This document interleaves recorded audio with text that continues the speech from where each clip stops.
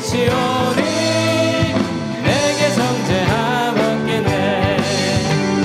주님 밝은 빛 되서 어둠에 지니 나의 모든 것 다 변했네.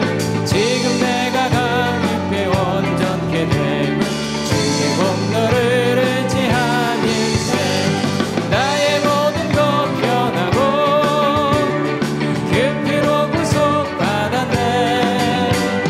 하나님은 나의 구원 되시오니 내게 정죄함 없겠네.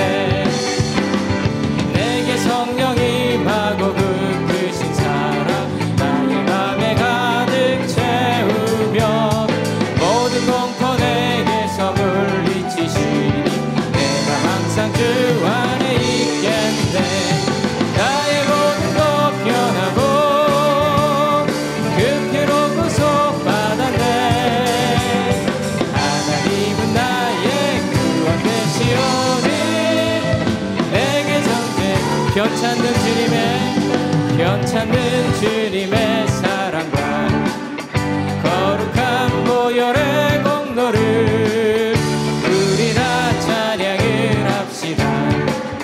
주님을 만나볼 때까지 예수는 우리를 깨끗게 하시는 주시니 그의 피 우리를 눈보다 더 이게 하셨네.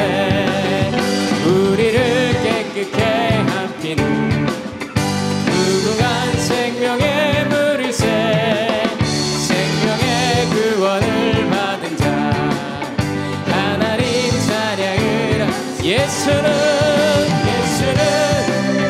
우리를 깨끗게 하시는 주시니 그의 피 우리를 눈보다 더 이게 하셨네.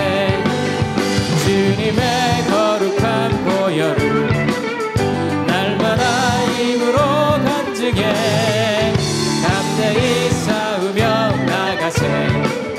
천국에 들어갈 때까지 예수는 우리를 깨끗게 하시는 주시니 그의 피 우리를 눈보다 더 이게 하시. 십자가 단단히 붙잡고 날마다 이기며 나가세.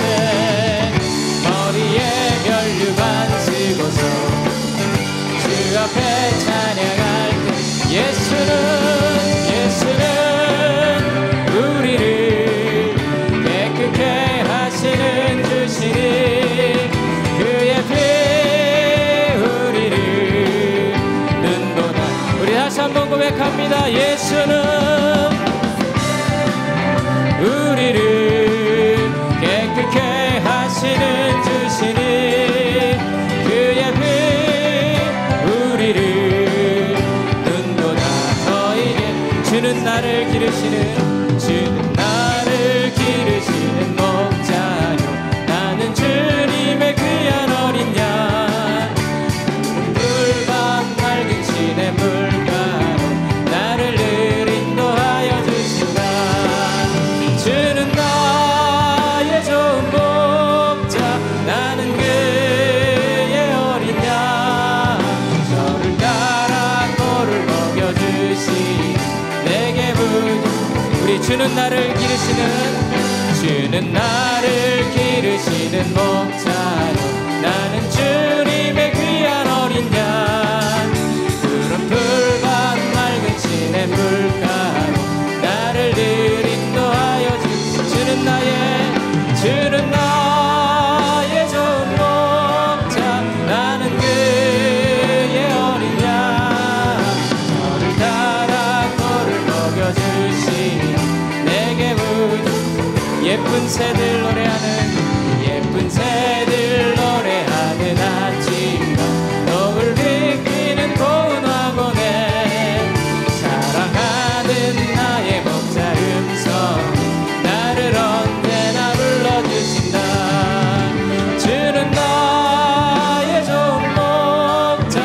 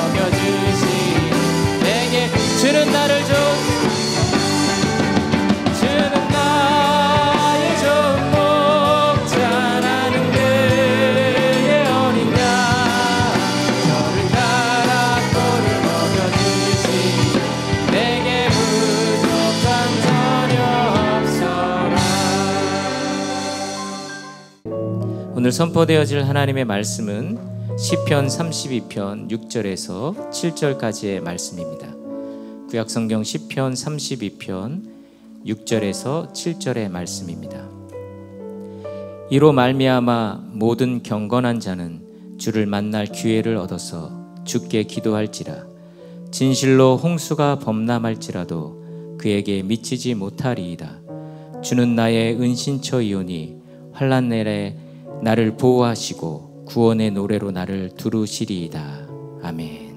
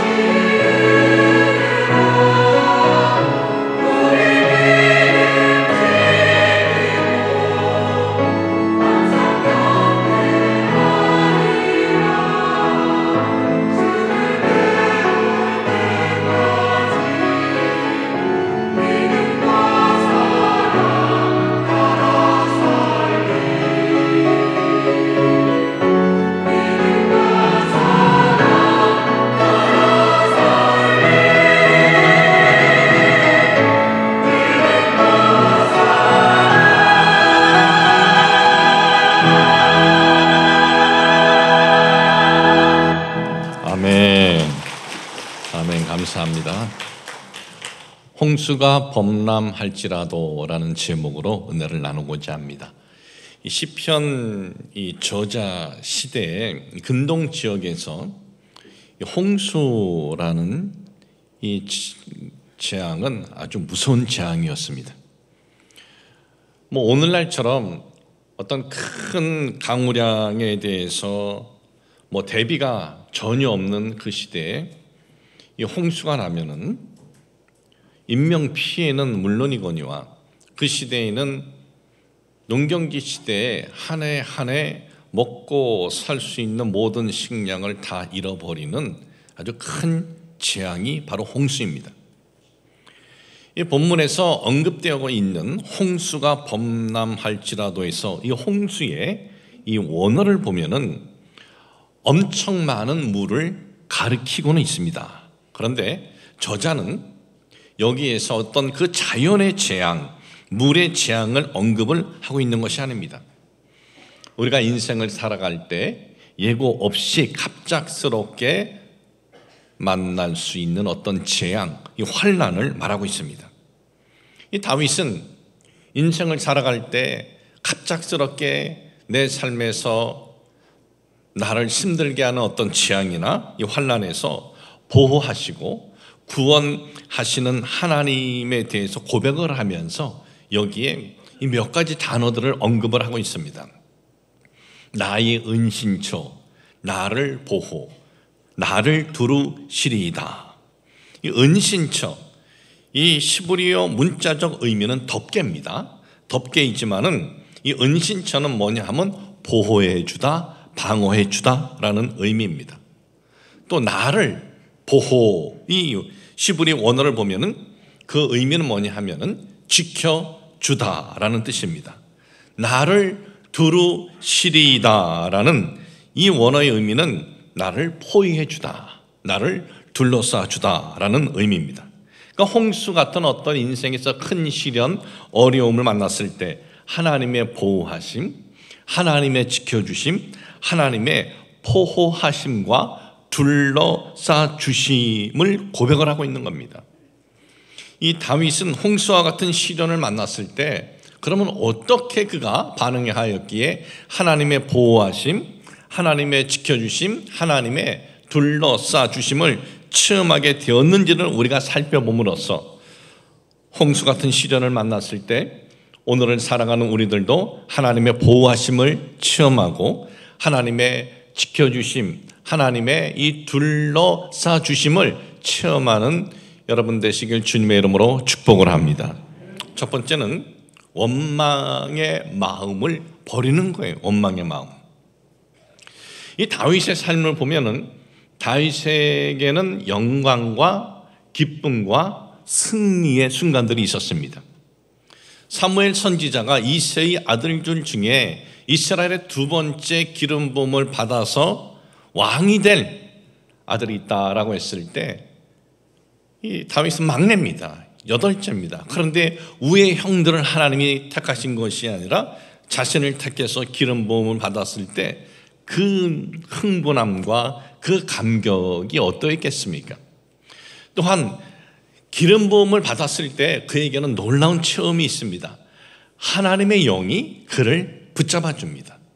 그 다음에 이어지는 사건이 뭡니까? 블레셋의 골리앗과의 싸움에서 승리합니다.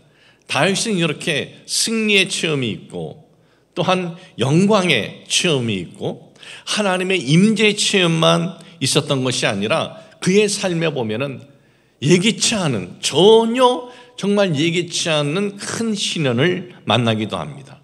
다윗의 삶에서 그 시련 중에 크게 두 가지를 둔다면은 그 첫 번째 시련은 무엇입니까? 사울 왕으로부터의 핍박입니다. 이 핍박은 그냥 일반적인 핍박이 아닙니다. 다윗을 죽이려고 했습니다. 다윗이 무슨 사울 왕에게 무슨 잘못을 했습니까? 잘못한 것이 아니라 어떻게 보면 사울 왕에게 있어서 다윗은 은인입니다. 블레셋의 골리앗 앞에서 온 이스라엘이 큰 어려움을 당할 수 있는 상황에서 다윗이 등장해서 블레셋의 골리앗을 물러터 드렸으니 이것은 큰 은인입니다. 그런데 은인에 대해서 은혜로 갚는 것이 아니라 원수로 그렇게 여겼다는 것입니다.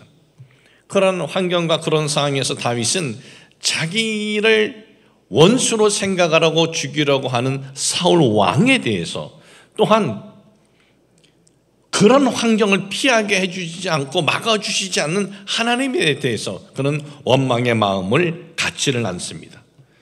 다윗에게 있어서 또 하나 큰 사건을 말하자면 반역입니다. 그것도 그의 아들이 일으킨 반역입니다. 아들이 이렇게 반역을 일으킬 수 있었던 것은 이 아들은 아주 교활한 아들이었습니다.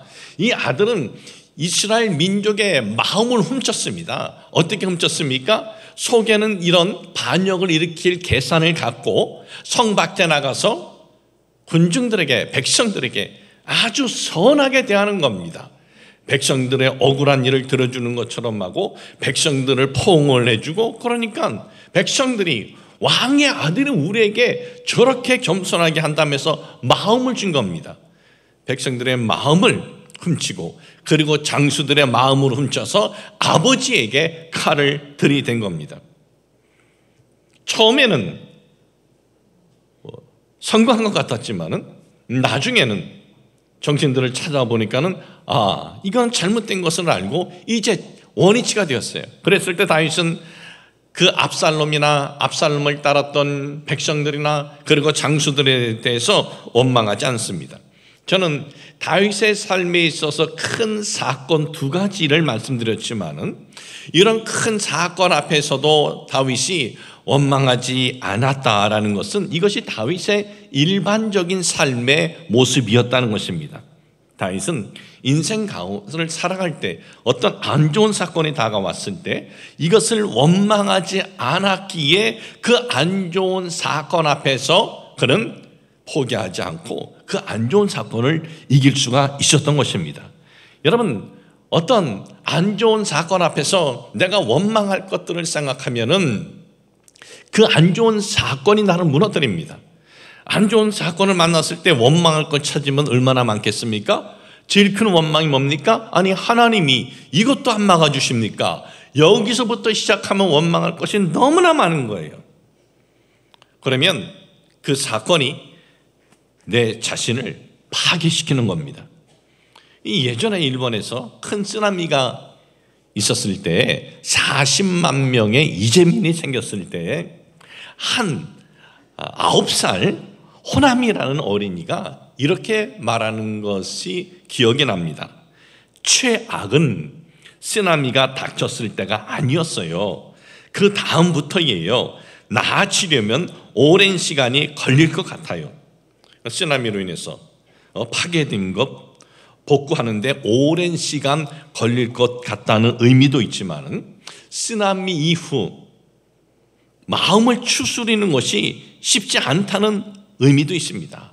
그러니까 피해를 입고 이런 것들을 생각할 때 그런 환경에 대해서 대비하지 못한 이유들을 하나둘 나열해 놓으면서 원망하고 분노하게 되면 그 원망과 분노가 그 쓰나미를 만난 이후에 그 이후의 환경을 이겨나가는데 그렇게 힘들다는 거예요.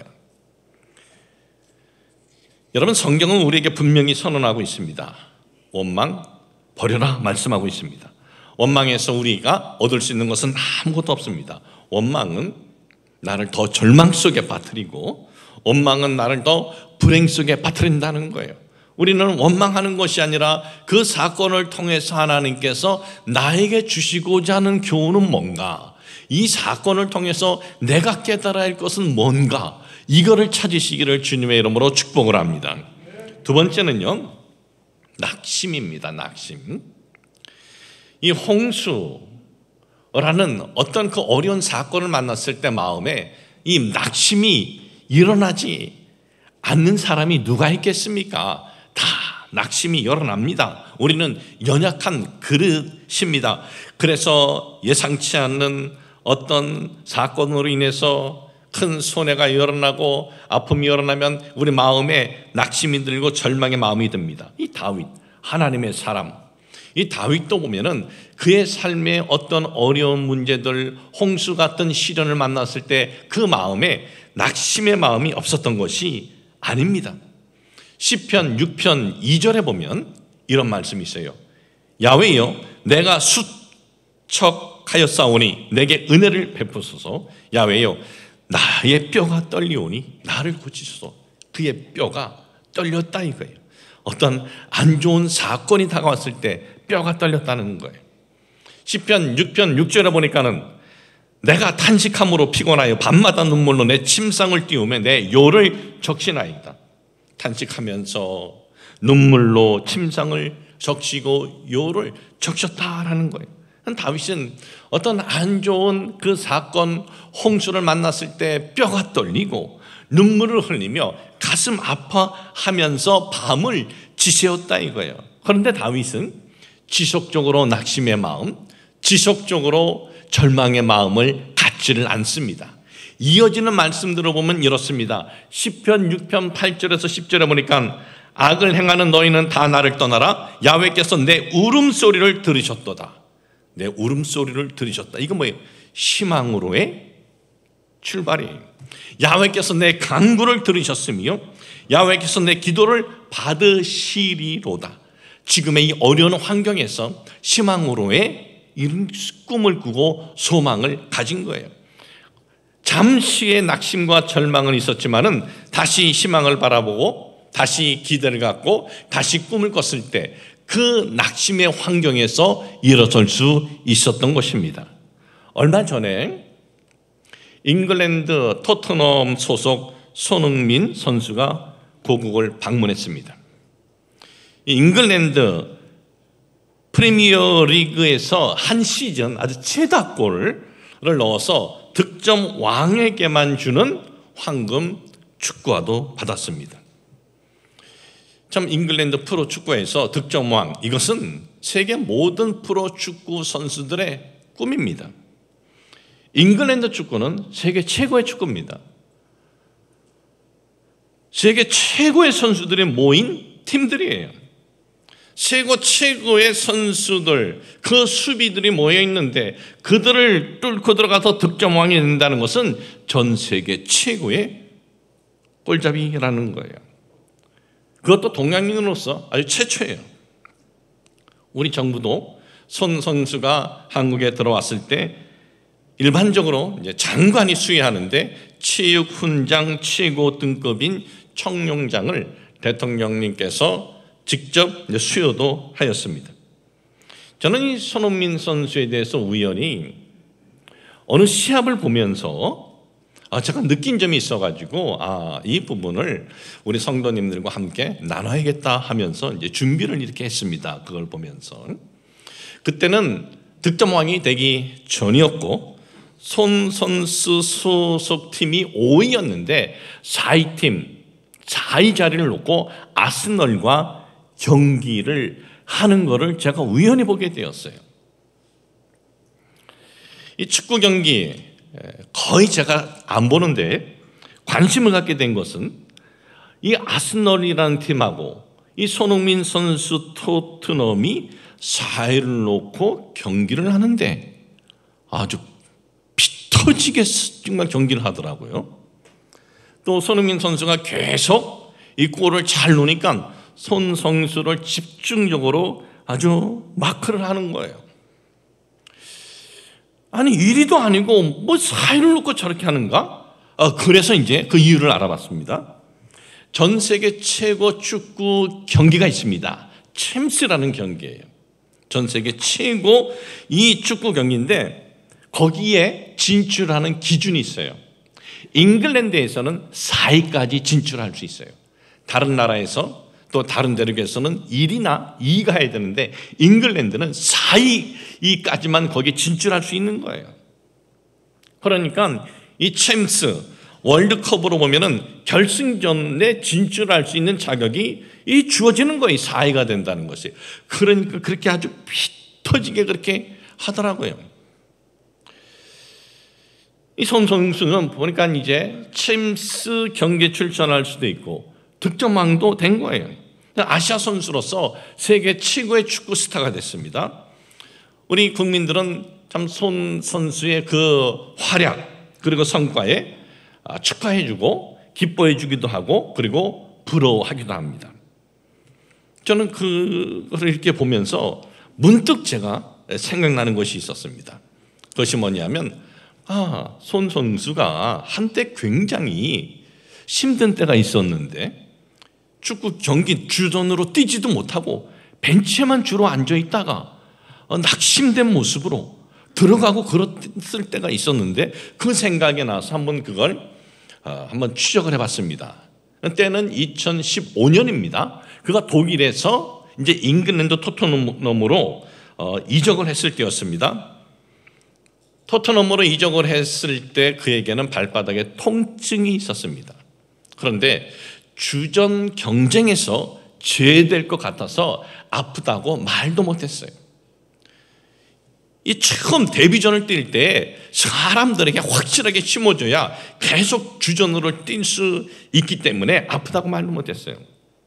그러다가 이 맨체스터 시티 경기에서 큰 부상을 입습니다.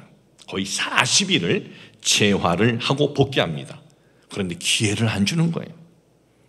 경기 막판에 몇 분 안 남았을 때 그냥 조커로 내보내고, 또는 그냥 벤치에 앉아있다가 그냥 들어가고, 또는 후반 시간에 시간 끌기용으로 투입이 되는 그런 수모를 계속해서 당하는 거예요. 그의 존재감은 거의 사라졌어요. 그런 생각했습니다. 공평하게 기회를 주지 않는다, 그런 생각이 들었어요. 그래서 그때 다시 독일로 돌아갈까 하는 생각도 있었습니다. 한 시즌이 뭐 존재감 없이 끝난 거예요. 큰 꿈과 기대를 갖고 토트넘으로 이적했지만은 아주 우울한 그 시즌이었습니다. 그렇게 한 시즌이 끝났을 때 그는 낙심하고 포기하고 독일로 돌아간 것이 아니라, 내가 이번 시즌은 이렇지만은 요 다음 시즌은 나는 새롭게 주전으로 뛸 수 있을 것이다, 기대를 갖습니다. 그리고 희망을 갖습니다. 열심히 새로운 시즌 경기를 위해서 최선을 다해서 준비합니다. 그리고 오늘에 이르게 된 거예요. 여러분, 독일에서 잉글랜드 토트넘으로 큰 기대를 갖고 이적했을 때 부상을 당하고 경기는 뛰지 못하고 동양인에게 불공평 당한 것 같았을 때, 저는 동양인에게 불공평 당하는 것이 뭔지 이민 생활하면서 여러 번 체험했기 때문에 그 마음을 압니다. 특별히 여러분, 유럽 사람들은 자기네 유럽 사람 외에는 굉장히 우습게 봐요. 그래서 아르헨티나 같은 나라에서는 뭐라 그러냐면 우리는 유럽 혈통이래요. 몽충이들. 아르헨티나가 아르헨티나 형상이래야 되는데 유럽 혈통이래요. 그만큼 이 유럽인들의 그런 자존심이 그렇게 커요. 그래서 그들은 동양인들을 비웃을 때 뭐라 그럽니까? 손으로 이렇게 하잖아요. 지네들 눈은 소 눈알만큼 이런데, 여러분, 눈 큰 게 나요? 작은 게 나요? 저는 작은 게 나요. 작은 건 크게 만들 수나 있지, 큰 놈은 작게 못 만들어요. 그리고 지금은 보면은요, 작은 눈이 매력이 있어요. 다들 크게 하려고 다 해버렸기 때문에 많은 분들이 작은 게 매력이 있어요. 작은 것이 아름답다, 이런 것도 한번 우리가 깊이 생각해 볼 필요가 있어요. 참, 그러니 어떤 그 동양인으로서의 어떤 불공평, 이게 뭔가 잘못 이적한 건가? 왜 나를 벤치에만 있게 하는가? 그런 마음이 왜 없었습니까?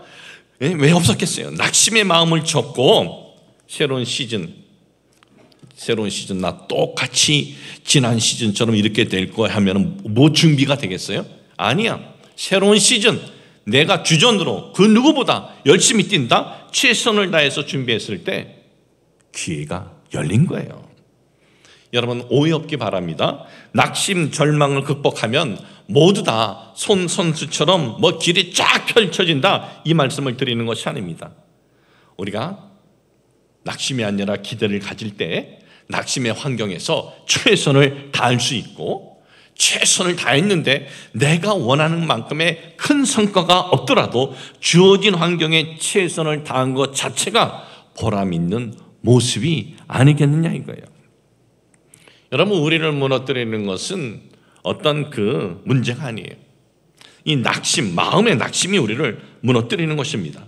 그러므로 여러분, 마음에 어떤 사건으로 인해서 낙심이 있을 때 이제 그 낙심을 여러분들이 그냥 끄집어내고 그 안에다가 소망과 기대를 심으시길 주님의 이름으로 축복을 합니다.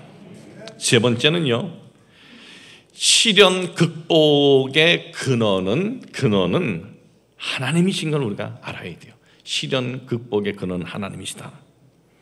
이 영화를 보고 드라마를 이렇게 보면 엔딩이 주로 이렇게 끝나요. 악한 것들은 망하고 선한 사람들이 잘 되게 승리하는 것으로 막이 내려요. 이 영화나 드라마를 보면은 악한 것들이 처음에는 잘 된 것 같아요. 잘 되는 것. 그리고 선한 사람들은 계속 골탕 먹고 어려움 당하는 것 그렇게 보여요. 그러나 영화나 드라마 이 결말은 악인이 망하고 그리고 선한 사람이 승리를 해요. 그래서 영화나 드라마를 보면서 그 마지막 부분 우리가 속이 시원한 이유가 거기 있는 거예요. 근데 어떤 영화는 또 그렇지 않은 영화도 가끔 있어요. 선한 사람들이 막판에 그냥 죽어버려요. 그럴 땐 그 영화 보고도 괜히 찝찝해. 내가 돈 내고 이걸 왜 봤나? 내 일도 아닌데 괜히 마음에 괜히 봤다는 생각도 들어요. 그런데 여러분, 우리의 실제 세상에서는 영화나 드라마처럼 되지 않는 경우도 많습니다. 나쁜 놈들, 교활한 놈들, 악한 것들 망해야 되는데 망하지 않는 거예요. 그냥 잘 사는 거예요. 그리고 선한 사람, 진실된 사람들이 어떻게 보면 더 힘들어 보이는 경우가 많이 있어요. 우리의 실상에서는 영화나 드라마처럼 나쁜 것들이 다 망하지 않고 선한 사람들이 잘 되지 않을 때 우리 어때요? 마음이 답답해요. 마음이. 아니, 세상이 왜 이렇게 불공평한가? 참 속상한 마음, 화나는 마음이 들 때가 있습니다. 세상은 왜 불공평하게 악인들에게 홍수를 아주 그냥 크게 내리지? 왜 우리에게 홍수를 주는가? 그런 속상함이 들 때가 있어요. 여러분, 그럴 때 우리가 어떻게 해야 돼요? 속상함을 갖고 화를 갖고 있어야 돼요? 아니요. 그럴 때 여러분, 하나님께 나아가야 돼요. 그러면 하나님께서 우리의 속상한 마음을 만져주시고 치료해 주시고 그 어려운 그 홍수 만난 사건을 이길 수 있는 힘을 주시는 거예요. 이 다윗도 보십시오. 인생의 큰 홍수를 만났을 때마다 그는 달려갔어요. 어디로 달려갔습니까? 하나님께 달려갔습니다. 시편 3편 3절과 4절에 보니까 야훼요, 주는 나의 방패시요 나의 영광이시요 나의 머리를 드시는 자이시니이다. 내가 나의 목소리로 야훼께 부르짖으니 그의 성산에서 응답하시는도다. 42절 1절에 보니까 하나님이여 사슴이 시냇물을 찾기에 갈급한 같이 내 영혼이 주를 찾기에 갈급하니이다. 사슴이 시냇물을 찾듯이 갈급함으로 하나님 앞에 나아갔다는 거예요.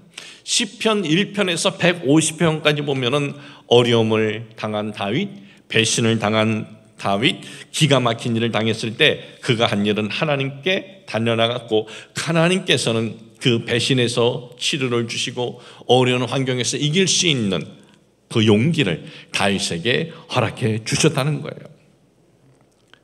19세기 미국을 대표하는 시인이 있습니다. 롱펠로우라는 시인이 있습니다. 그의 대표 작하면 인생 창가, 에반젤린 등은 세계적으로 명시가 되어서 오늘날까지도 많은 사람들에게 이렇게 사랑을 받고 있는데, 이분의 시는요 서정적이고 낭만적인 시구를 사용해서 아주 건전하고 그리고 낙관적인 인생관을 보여주는 것으로 유명해요. 그래서 이 롱펠로우의 시를 접하는 독자들은 롱펠로우는 인생을 살면서 어려움이 없었나 보다, 또는 어렸을 때부터 굉장히 부유한 삶을 살았기에 이렇게 건전하고 낙관적인 인생 이 관을 보여주는 시를 쓴 것이 아닌가, 그렇게 생각을 가져요. 왜냐하면 그 시대 대다수 시인들은 어떤 종류의 시를 썼냐면 사회 비판 또는 죽음 그리고 인생의 비극, 이 부분으로 이야기를 하는 시들이 대부분인데, 이분의 시는 굉장히 따뜻해요. 밝은 내용이 주가 되어 있어요. 그러면 롱펠로우는 삶에 어려움이 없었나요? 롱펠로우의 첫 번째 아내는 결혼한 지 4년 만에 세상을 떠납니다. 그런데 세상을 떠날 때 그 아내의 뱃속에는 아이가 있었어요. 아이와 함께 세상을 떠난 거예요. 그로부터 8년 후 두 번째 이제 결혼하게 됩니다. 오랫동안 세상을 떠난 아내를 그리워했던 그는 마침내 이제 슬픔을 극복할 수 있었고 새롭게 만난 아내를 아주 무척 사랑했습니다. 그리고 이 두 번째 아내를 통해서 여러 자녀를 얻었어요. 그런데 어느 날 예기치 않는 사고로 어처구니 없이 세상을 떠납니다. 두 번째 아내가. 옷에 불이 붙어서 아주 불길 속에서 화상을 입고 죽음을 당한 거예요. 그것을 보고 한때는 그가 우울증에 있기도 했습니다. 그런데 그의 작품을 보면 인생에서 가장 대표작이 된 시들은 그의 인생 중에서 가장 큰 슬픔을 맛보았을 때 그 시기에 발표가 됩니다. 그가 75세의 세상을 떠났습니다. 근데 세상을 떠나기 직전에 한 기자가 그를 찾아가서 이런 질문을 던졌습니다. 선생님, 두 부인의 사별뿐만 아니라 여러 가지 많은 고통을 겪으신 것으로 알고 있습니다. 그럼에도 불구하고 선생님께서는 어떻게 그토록 아름다운 시를 쓸 수 있었습니까? 기자의 질문에 그는 이렇게 답변합니다. 우리 집 정원의 사과나무는 몹시 늙었습니다. 그러나 해마다 꽃이 피고 열매가 열립니다. 옛 가지에서 새 가지가 조금씩 나오기 때문입니다. 나도 생명의 주 예수 그리스도에게서 새 생명을 끊임없이 공급을 받아서 인생의 새로운 꽃을 피우고 열매를 맺으며 살아올 수 있었습니다. 그의 답변은 자신의 삶에 고난이 없었던 것이 아니라 홍수가 없었던 것이 아니라 자신의 인생에서 가장 큰 고난과 슬픔을 만났을 때 그것을 어떻게 이겨내고 불후의 명작을 만들어낼 수 있는지를 말해준 거예요. 나도 주 예수 그리스도에게서 새 생명을 끊임없이 공급받아 인생의 새로운 꽃을 피우고 열매를 맺으며 살아올 수 있었습니다. 낙심의 환경, 절망의 사건을 만났을 때마다 하나님께서 일어날 수 있도록 힘을 그에게 새 생명을 공급해 주었다라는 것입니다. 여러분, 우리의 삶에 불공평하게 보이는 어떤 사건을 우리가 만날 때가 있고 우리의 삶에 어떤 배신의 아픔을 만날 때가 있고 우리의 삶에 억울한 일을 만날 때도 있습니다. 예기치 않은 어떤 홍수를 만날 때 우리는 마음에 화가 일어날 수도 있고 속상함, 답답함이 일어날 수도 있습니다. 이거를 이 세상 어디에서 우리가 치유를 받고 어디에서 우리가 다시 이거를 극복하고 이겨낼 수 있습니까? 그것은 바로 우리를 창조하신 하나님이라는 걸 잊지 마시길 주님의 이름으로 축복을 합니다. 아무리 내가 지금 만난 문제가 크다 하더라도 하나님께서 우리에게 그걸 이겨낼 수 있도록 오늘도 새 생명을 주시는 거예요. 오늘도 예배드리는 여러분들에게, 기도하는 여러분들에게, 여러분이 예배를 드리면서 어떤 마음의 뜨거움이 일어나면 하나님이 지금 역사를 하고 계시는 거예요. 오늘도 여러분, 우리가 하나님이 힘을 주셔서 절망하거나 좌절하지 않고 이겨낼 수 있는 것입니다. 홍수를 만났더라도 하나님으로부터 힘과 용기를 우리는 공급받을 수 있다는 것을 잊지 말고 오늘도 여러분들을 힘들게 하는 그 시련의 아픔을 이겨내시길 주님의 이름으로 축복을 합니다. 하나님 아버지, 저희들이 살아갈 때 생각지도 않은 시련, 고난 만날 때가 있습니다. 그럴 때 우리 마음에 원망으로 채우는 것이 아니라 그 사건을 통해서 하나님께서 나에게 주시고자 하는 교훈이 무엇인가를 깨닫게 하여 주시옵소서. 우리 마음에 낙심이 일어날 때 잠시의 낙심은 일어날 수 있지만 계속 낙심이 내 마음을 채우는 것이 아니라 그런 상황에서 기대를 가지고 소망을 갖게 하여 주옵소서. 무엇보다 하나님이 나에게 힘을 주시고 능력을 주시고 하나님이 나의 방패가 되어 주셔서 우리는 이겨낼 수 있고 감당할 수 있고 또 하나님께서 우리에게 능력을 주신다는 것을 잊지 않게 하여 주옵소서. 예수님의 이름으로 기도합니다. 아멘.